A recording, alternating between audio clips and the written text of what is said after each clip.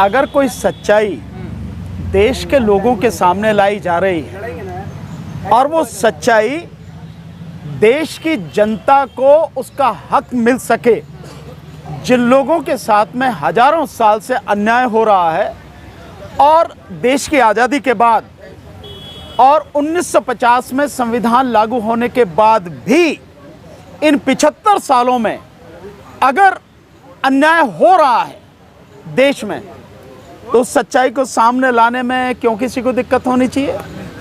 और अगर सच से किसी को दिक्कत है तो वो निश्चित रूप से बेईमान है और वो लोगों को उनका हक नहीं देना चाहता, इसीलिए दिक्कत होगी। इसका तो मतलब परेशान है जो 15% अब आए हैं निकल के सामने। देखिए 15% तो आप कह रहे हैं, इनकी संख्या तो जो हालत है वो 10 या 11% के आसपास है, इससे ज़्यादा नहीं है, कम ही हो सकती है, इससे ज़्यादा नहीं है। जो परेशान हैं वो इसलिए परेशान हैं क्योंकि उनकी आदत बिगड़ चुकी है। बहुसंख्यक आबादी का हक मारना, उनके अधिकारों को लूटना, उनके हिस्से को खा जाना, अगर उनका हिस्सा उन्हें मिल जाए और इस दिशा में अगर कोई प्रयास शुरू हो रहा है या एक हल्की सी किरण दिखाई दे रही है, उससे उनको दिक्कत हो रही है। तो ये बेईमान लोग ही कर सकते हैं और हक मारने वाले लोग ही कर सकते हैं और कोई नहीं कर सकता। उन्हें दिक्कत हो रही है तो होने दो भाई, लेकिन हक तो एक दिन, आज नहीं तो कल, जिसका हक है उसे मिलेगा ही। सर वो लोग कह रहे हैं ये लोग जातीय जनगणना तक नहीं रुकने वाले ना। आप लोग कह रहे हैं कि किसके पास कितनी कोठी है, किसके पास कितनी जमीन है, किसके पास कितनी गाड़ी है। देखिए आप तो सबका हिसाब मांग रहे हैं ना। देखिए सर, नहीं तो अगर सबका हिसाब मांग भी लिया जाए तो इसमें बुरा क्या है, लेकिन ये जो आप कह रहे हैं ऐसा नहीं है कि सबका हिसाब मांगा जा रहा। हाँ, हिसाब किसका मांगा जा रहा है? देखिए जाति इस देश में एक सच्चाई है। जो लोग जाति का विरोध कर रहे हैं वो ईमानदारी से बताएं, क्या वो जाति व्यवस्था को नहीं मानते? क्या वो इस देश में वर्ण व्यवस्था को नहीं मानते? और अगर वो मनुस्मृति के समर्थक हैं तो बहुत स्वाभाविक है, इसमें कोई कहने की बात नहीं है कि वो अन्याय पर आधारित व्यवस्था को बनाए रखना चाहते हैं। लोगों को न्याय ना मिले उस व्यवस्था को वो बनाए रखना चाहते हैं। मोदी जी कह रहे हैं कि गरीब की जाति है बड़ी आबादी और उसके लिए हमें काम करना है। नहीं, अगर गरीब की जाति है बड़ी आबादी है तो अब तक क्या 9.5 साल तक क्या कर रहा था? 9.5 साल तक मोदी से पूछो क्या कर रहा था? घास छील रहा था क्या? 9.5 साल में जब पहले जो मोदी ने कहा था कि मुझे 60 महीने दो, 60 महीने में कुछ नहीं किया, उसके बाद 60 महीने मिल गए और उसमें कुछ नहीं किया, और जो अमीर और गरीब का फर्क है वो इतना बढ़ता चला गया कि इस देश के मात्र 1% लोगों के हाथ में 75% इसकी संपत्ति, सारे संसाधन उनके हाथ में आ गए, मात्र 1% लोगों के हाथ में। और देश में स्थिति यह है कि 10% लोगों के हाथ में इस देश के 90% संसाधन हैं। 90%, चाहे वो जमीन के मामले में हो, चाहे वो रोजगार के मामले में हो, चाहे वो व्यापार के मामले में हो, चाहे वो शिक्षा के मामले हो, किसी भी क्षेत्र में देख लें, और इवन सरकार के मामले में हो, सब कुछ उन लोगों के पास में है जिनकी संख्या मुट्ठी भर है और वो इसे बनाए रखना चाहते हैं। तो मोदी से पूछो कि जब तूने अपनी जाति को ओबीसी में शामिल करा लिया था और तू ढोल पीटता है कि ओबीसी है, ओबीसी है, तो आज अगर ओबीसी की जनगणना सामने आ रही है और आंकड़े सामने आ रहे हैं, हालांकि 2011 में जो आंकड़े कांग्रेस ने शुरू करवाए थे, जातिगत जनगणना के जो आंकड़े थे, लागू नहीं किए, दिखाए नहीं, लोगों के सामने नहीं लाए। क्यों नहीं लाए? क्योंकि बेईमान है और मोदी तो छटा हुआ बेईमान है, झूठ एक नंबर। तो अब कांग्रेस पर विश्वास किया जा सकता है? नहीं, बात कांग्रेस पे या उसके विश्वास की बात नहीं है भाई। जो इस समय दावे कर रहे हैं, जो लोग ये कह रहे हैं कि बड़ी आबादी गरीब की है, अबे तो गरीब की आबादी है, तेरे हाथ में सब कुछ है, देता क्यों नहीं गरीबों को? मोदी से ये पूछो ना। कांग्रेस क्या करेगी क्या नहीं करेगी वो बाद की बात है।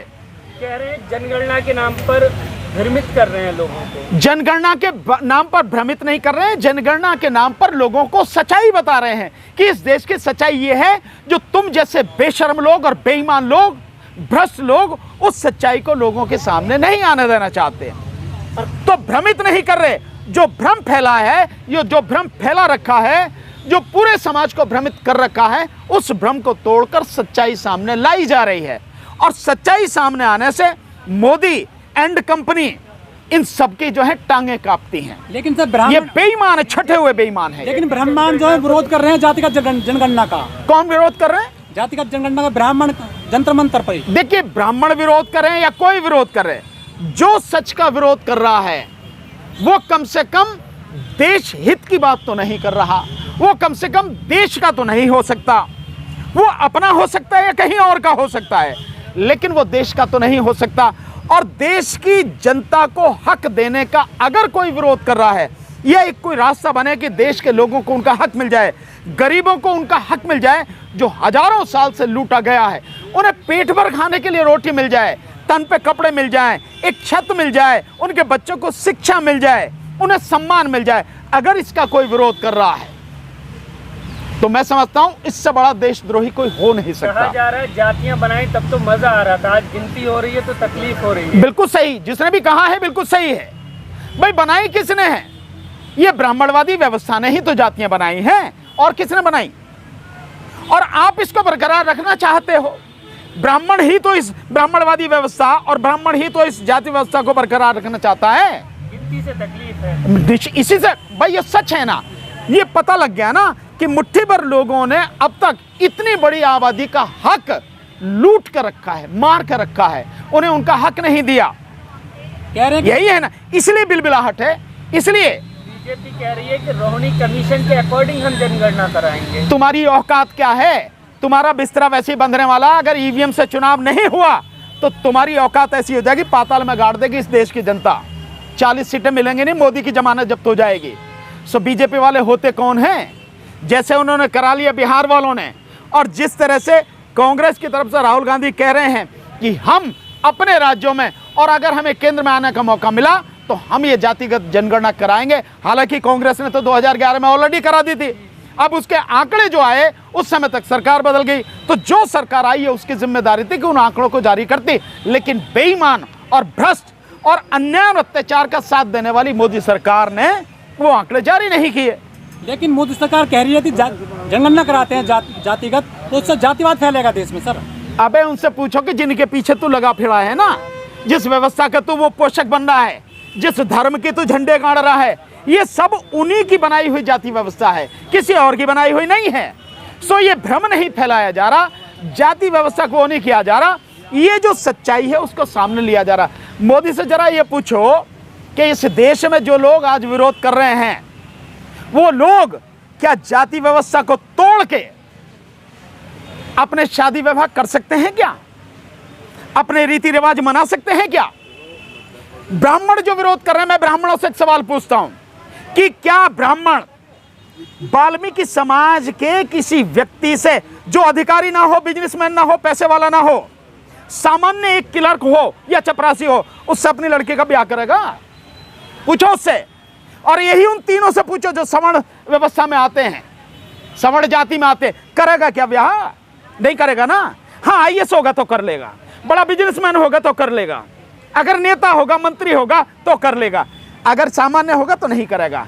जबकि वो अपनी ही जाति में, ब्राह्मण समाज में ही अगर कोई चपरासी भी होगा, क्लर्क भी होगा, तो उस अपनी बेटी की शादी कर देगा। यही है ना स्थिति, यही सच्चाई है। और यही क्षत्रियों से पूछो और यही बनियों से पूछो आप। तो जो इस बात के पोषक बनने हैं, ये जो मतलब कि जाति व्यवस्था जिसके लिए कह रहे हैं कि जाति व्यवस्था से जो भेदभाव फैलेगा और ये ठीक नहीं है, वही लोग हकीकत में जाति व्यवस्था को लाने वाले, जाति व्यवस्था को बनाए रखने वाले और जाति के आधार पर अन्याय और अत्याचार को करने वाले और इस अत्याचार अन्याय को बरकरार रखने वाले हैं। वो नहीं चाहते कि लोगों को, विशेषकर गरीबों को उनका हक मिल जाए, दलितों को उनका हक मिल जाए, ओबीसी को उनका हक मिल जाए, माइनॉरिटीज को उनका हक मिल जाए। वो नहीं चाहते। वो इस कदर बेईमान हैं कि कुंडली मार के सारे संसाधनों को खाए हुए हैं, खा रहे हैं। ज्यादा तकलीफ तो मीडिया में देखी जा रही है, जो मेरी स्ट्रीम मीडिया, उनके पत्रकार बड़े दुखी हैं। भाई वो भी है कौन? जिन पत्रकारों की बात करो, अभी आपने देखा नहीं जो राहुल गांधी की प्रेस कॉन्फ्रेंस थी, उसमें कहा कि बेहद दलित कौन है, तो एक भी नहीं था। और फिर कहा कि ओबीसी कौन है, तो एक वो कैमरामैन जिसको कहा कि तू बैठ जा, तू कैमरामैन है, पत्रकार नहीं है। तो जब सारे के सारे यानी 100% मीडिया ब्राह्मणवादी मानसिकता के लोगों के हाथ में है, मनुवादी मानसिकता के लोगों के हाथ में है, और सवर्ण समाज के हाथ में यानी ब्राह्मण, बनिया और क्षत्रिय के हाथ में है, सो बिलबिलाहट तो उसमें होगी ना, घबराहट तो उसमें होगी ना, हल्ला तो वो मचाएंगे ना। लेकिन जब क्रांति की अग्नि शुरू होती है ना, कहीं से ज्वाला भड़कनी शुरू होती है, तो वो पूरी होके ही रहती है। धन्यवाद नीतीश सरकार का कि उसने कम से कम एक सच्चाई अपने ही प्रदेश में जहां तक उसके अधिकार हैं लाके लोगों के सामने रखी तो सही, और चेहरा दिखाया तो सही, आईना दिखाया तो सही कि ये मुट्ठी भर लोग हैं जो इतनी बड़ी आबादी का हक मार रहे हैं।